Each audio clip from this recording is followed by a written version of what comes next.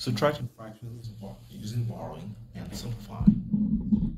Okay, we want to subtract these two fractions or mixed numbers.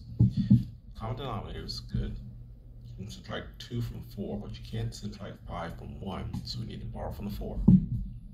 4 becomes a 3. The 1 that we borrow goes next to the 1/10. Minus 2 and 5/10. Now we're going to multiply and add here. So we get 3. 10 times 1 is 10, plus 1 more is 11 over 10.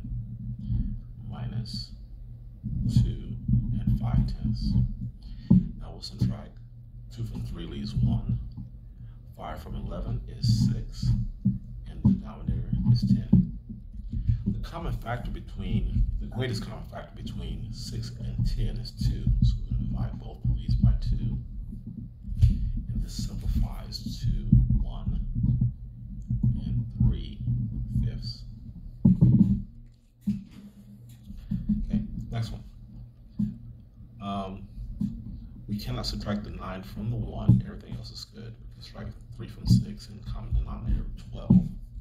So we'll start by borrowing 1 from the 6. It makes it a 5. The 1 goes next to the 1/12. Minus 3 and 9/12. We're going to multiply and add here. And so what we'll get is a 5 here.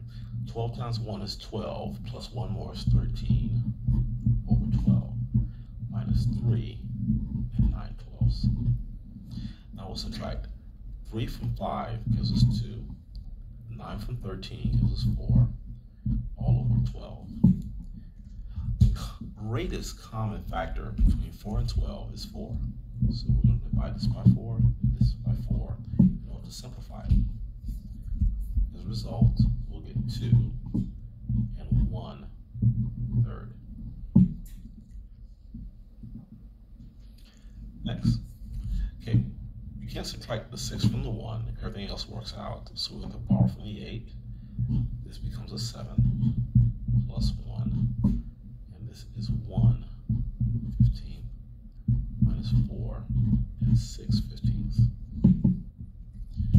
Okay, we're going to turn this mixed number into an improper fraction by multiplication and adding. So this becomes a 7.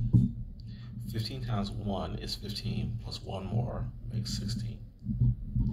So this will be 16 over 15 minus 4 and 6/15. Now we'll subtract 4 from 7 leaves 3. 6 from 16 leaves 10. And the common denominator is 15. Now the greatest common factor between 10 and 5 is 5. So we're going to divide both by 5, simplifying the fraction. So we'll get 3 and 2